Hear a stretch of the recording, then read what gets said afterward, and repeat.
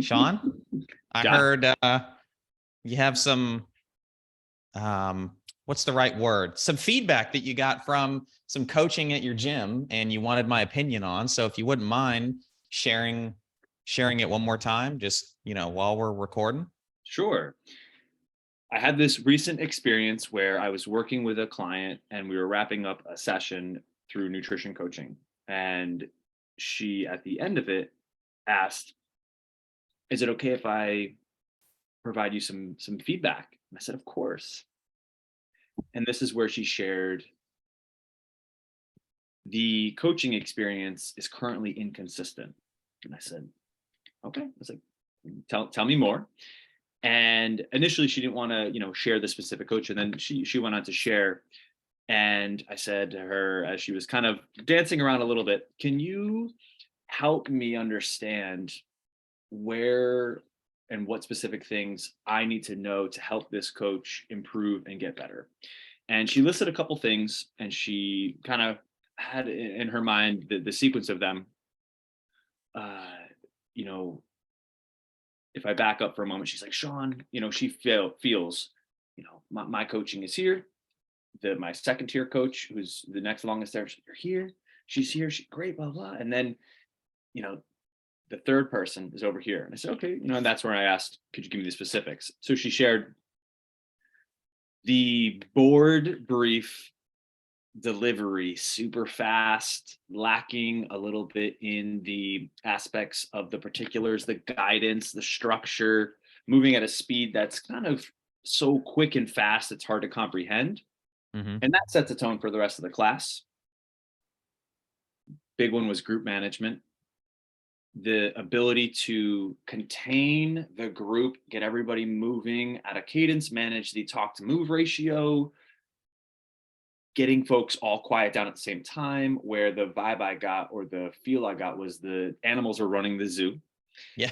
I love that. Uh, that was one. And then a big one was the ability to personalize on the fly, Yeah. or personalize within a class, seeing within a human being or human beings exactly what you as the coach perceive that they need in that session, whether that's reading body language and someone's a little bit down that day, and reading into that, whether it's pushing the envelope or giving them that boost of confidence and load because you see bar speed or whatever it is, and or even adjusting thresholds in a machine workout, so to speak. And then the last one, and the absence of that. So she said, that gives such an immense value within the group environment, where the feel without that is a class monitor. Mm.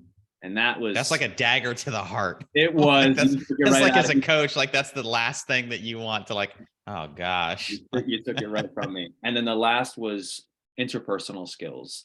There was this particular woman had just come back from an eye surgery, and she had about a 2-week layoff, and she had to ease back into any form of loading and Mm-hmm. like head below the waist sort of things. And she happened to come back on a day where we were carrying an object in a part two of a workout, and my coach, she responded to my coach, I can't carry that," and he responded in a way almost in disbelief. I would assume knowing she can do that, but not Mm-hmm. informed that maybe due to some extraneous circumstances.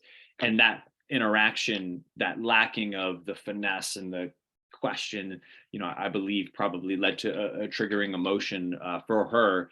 And so she provided me that feedback. And what I asked you is, I emailed you because I called my father, who's in a leadership position in manufacturing, and I asked him for his 2 cents, and he mentioned something that I was like, "Oh, that's a cool idea. Let me run it by you." And I thought of you because you're so.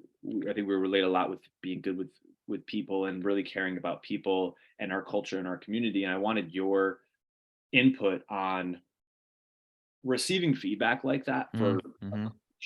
maybe some thoughts moving forward. What do you do with that information? And then obviously relating to like what my dad had presented as a possible thought, what do you think about this? Have you done something like that? because I presented to you maybe before this call, like there was some fear in that for me. So Yeah. uh, I'll throw it to you now. Of that's what I asked you is you're me. This is your situation. What do you do? Yeah. Or what have you done? I so the big reason why I honestly I wanted to record this is just because I don't think that we are unique in having this happen, right? I'm just thinking back to so many years of just, working with other gym owners, mentoring them, the countless times where we've seen this story play out where, I'm bumping up against my capacity to coach. So I need to find, hire, and train a new coach, go through all that stuff. Or our current coach, that's been there for a while, either A, slips up and I need to step in, or B, leaves and I need to step in. And you start to hear these things like, oh man, so glad that you're back. Things just weren't the same when so-and-so was here coaching. And it's like, oh man, especially if you're trying to grow to a point where you don't want to be the only person there, because you want to be able to provide careers for your coaches. You want to give somebody else the opportunity to change lives and have the impact. You Mhm. recognize that, but at the same time, to your dad's point, like, you don't want to mess this up with who you already have, Mhm. Mhm. So yeah, you're certainly not alone. And what I shared with you, and I actually shared this, on social media too, is after several years of not doing this, I don't remember if it was a mentor of mine that suggested it, or I'm sure that somebody did. I don't think that I was smart enough to come up with it off the top of my head, but I would, when we had new coaches come in, I would just literally go through our member management, find out, the first couple of classes that they coached, look at who was there and personalize an email to them and just say, hey, I understand you were in this person's class. We're always trying to grow and get better. I would also put in there, like, in the journey of a new coach, because I needed to kind of contextualize it for these people, that this wasn't a veteran, 10-year experienced coach. This is someone that's pretty much brand new. Of course, they've gone through our training. I outlined that, but contextualize it so they don't have these expectations that they're going to get the exact same formula as if myself were on the coaching floor. And Mhm. so I started to get feedback. And one of the things that I shared with you offline was, and I've actually got it here, is I would get feedback just like you did, where it was, let's be honest, not something that you were hoping to hear. Mhm. Whereas, like, this person was a class monitor. As a matter of fact, let me, um, where is it? So this is one woman, thanks for your thoughts. I feel this person is very nice, but coaching skills are not up to the standards that we're all used to. It's obvious she doesn't have the knowledge that's expected when you are leading and teaching people, yada, yada, yada. I mean, it was very nice and professional. This is a long-term member, like what we would kind of turn, say as a seed client. But yeah, it was like, oh man, what am I going to do? Do I need to step in? Do I need to fire this person? I mean, all the thoughts that we've all had, right? What did Couple you do? minutes later, another one comes in. Let me see where it is. They're the best coach Yeah, ever. they were amazing, very great people skills, had the knowledge, could touch everybody in the right way, like all these things. And so I think it's important to internalize all this stuff. And then it's your job as the owner to sit back and think objectively, okay, what have you witnessed? What is the aggregate of all the feedback? So that's why the emails, became super important for me over the years, is so I wasn't just getting it from one person unsolicited. I was actually trying to be proactive and solicit feedback.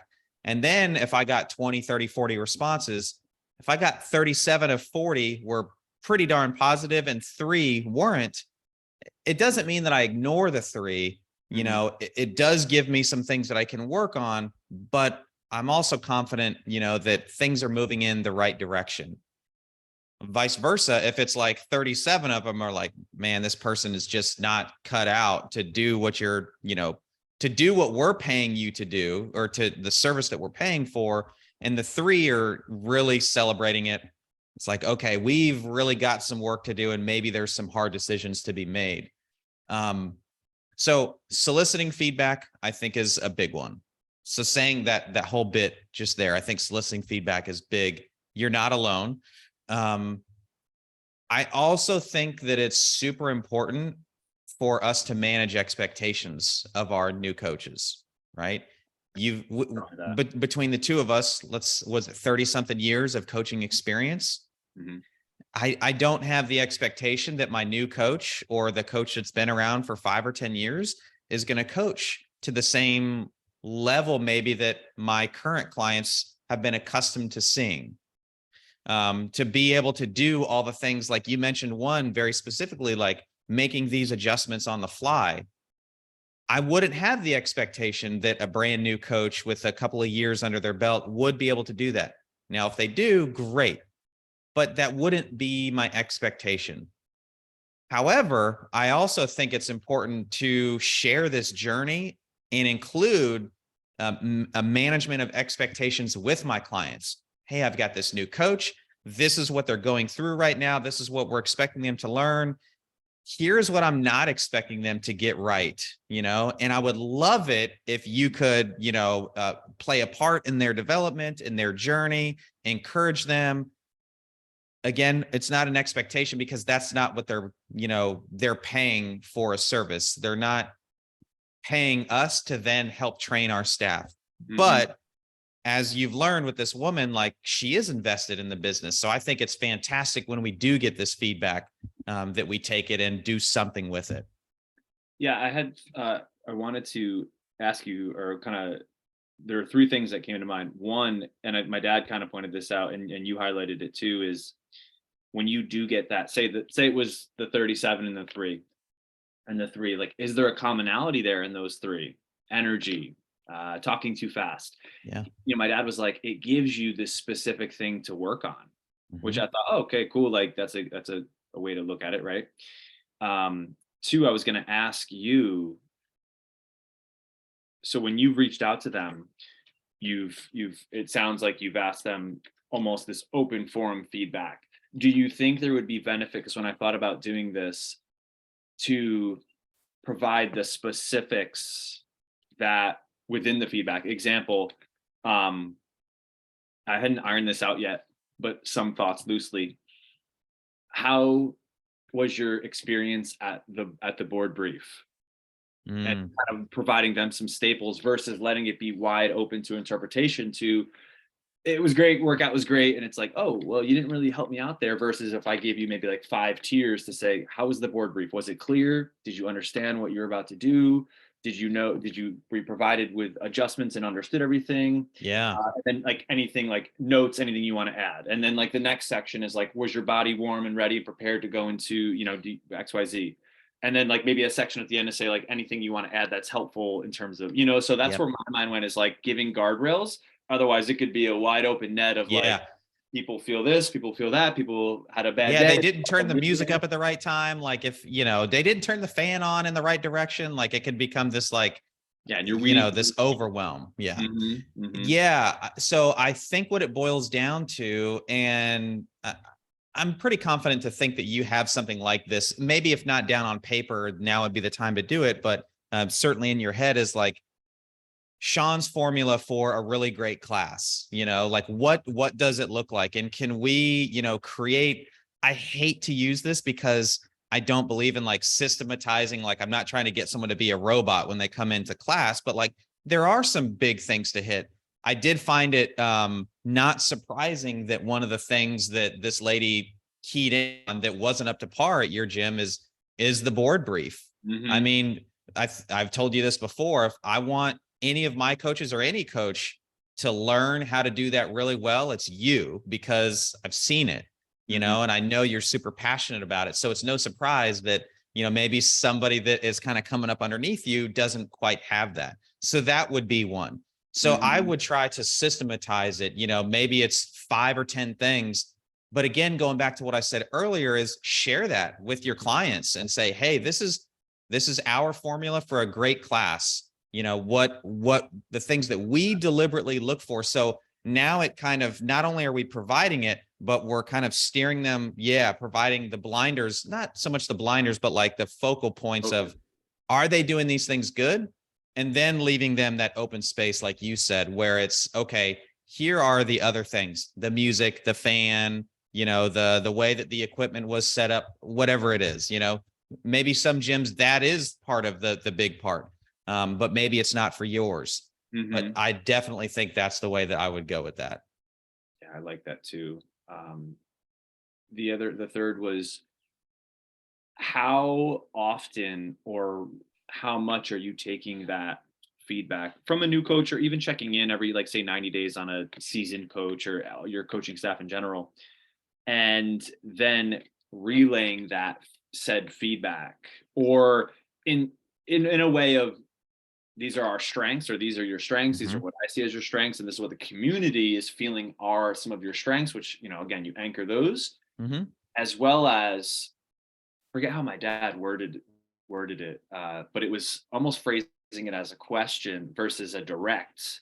So, I don't remember. I'd have to go back in the email specifically, and if you have it up, where I believe he said something like, "Say you were my coach, and Josh, how do you feel your speed, your communication Mm, skills are at the whiteboard?" And you might say, like, for this instance, "I feel great." It's like, I love that. I love that you feel great about it. The community is some of the community is recognizing the speed can be a little fast for their comprehension level. yeah. So focus could be, even though we're feeling great, is we're going to focus on dialing that speed from, say, maybe an 8 down to a 5. And Yeah. that's where we're going to lean into our focus here for the next quarter, is Yep. comprehension level. And we're going to check in on that, and see how that goes. Um, this is an area of constant work for me. You know, Mm-hmm. uh, when I sent you that, it's I think, as an owner, and I don't know if you feel like this way too, I took on an emotional, like, poof, I'm not doing the best job here. My Mm-hmm. teammate here is not performing. Granted, like you said, like, it's always great to share in communication like this, because maybe there's people who watch this, coaches, owners, a coach gets feedback, like a coach who watches this, or an owner, and Yeah. where I felt like, I wasn't doing a good enough job.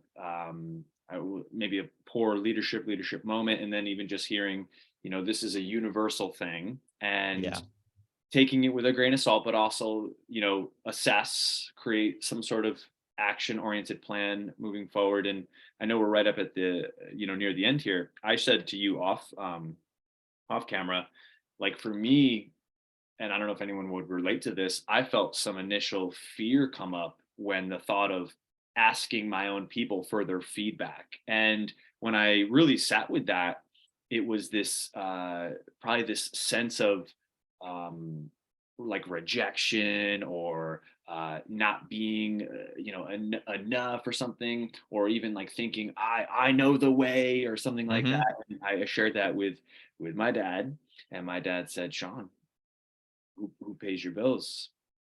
And it was a gentle way of someone who's not in our space to say, these are the people who are, like, you're in a service industry, Yep. and their opinion matters, and you have to have context. Like you said, it's not the end all Mm-hmm. be all, to keep your head on a swivel and have a sounding board. Like, I emailed you before I made any sort of action and decision, and Yeah. it's great, because even just talking with you, I've gotten so many great ideas to move forward with. Because I am having maybe some new teammates come up here in the future, where it's like, Yeah. great idea. And I loved how you mentioned frame the community in what is a great class, and Yeah. these are the things, because, yeah, like the music, or the music selection, or the fan, or, again, like, it's particular, but it's the nuts and the bolts Yes. that we can, and then that even helps us all, the new coach and the community, come together to say, like, these are the most important things, and then you kind of recognize the bonuses at that point. Yeah. And before we go, one of the things you did ask a question in there about like timing, or like how often Yeah. should you share it? How often should you do it? Mhm. So the email that I mentioned, I would send that, like, say that they coached on Monday and Tuesday. I would aggregate all those names and everything and send that email by Wednesday, no later than that. So like the very first week that they're coaching. So if this is a new coach, and then once I'm into a rhythm of gathering feedback, especially like in this instance, let's say you have the meeting, you come up with like what we're going to do going forward, check in, with this person that gave you that feedback in another couple of weeks. Hey, this is what we've kind of come up with. He's kind of been putting this into practice for 3-4 weeks now. Have you noticed an improvement? And if so, what can you give us that? And then kind of get into a regular rhythm of whether it's every 60 days, every 90 days. Excuse me. Once you've hit a milestone of, say like a year's worth of, I'm seeing some improvement. Let's call it negative feedback that I'm getting is less and less and less. Maybe my cadence of soliciting feedback for that specific coach doesn't become as great. Does that make sense? It does. Yeah. That's what I'd look at from a timeline. And then I know we're at the end here. Do you take that to your coach? Yeah, I definitely would. Now I wouldn't take it in its raw form. I'm going to take a look at it and aggregate it and kind of, whether it's separate it or make sure that it makes sense. But then I'm just going to say, hey, here's what we've come up with, or here's what we found, evaluate it, and then make a plan going forward. With the understanding that if it's like 2, 3, 4 things that, we agree we need to work on, okay, what's priority, what's secondary, what's tertiary, and move forward that way. Absolutely. Cool. I hope that's super valuable for people, because even just unpacking it, there's like a popping of the balloon, Yeah, like I said at the beginning, man, you're not alone, so, and it's not just me either. There's, like I said, all the owners that I've talked to, and I'm sure owners and coaches that we haven't even come across would find value in that. They're not alone either. And the coach themselves, coming back from maybe getting that sort of feedback. Yep. Know? Exactly. Yeah. Yeah. All right, man. Cool. Peaceful.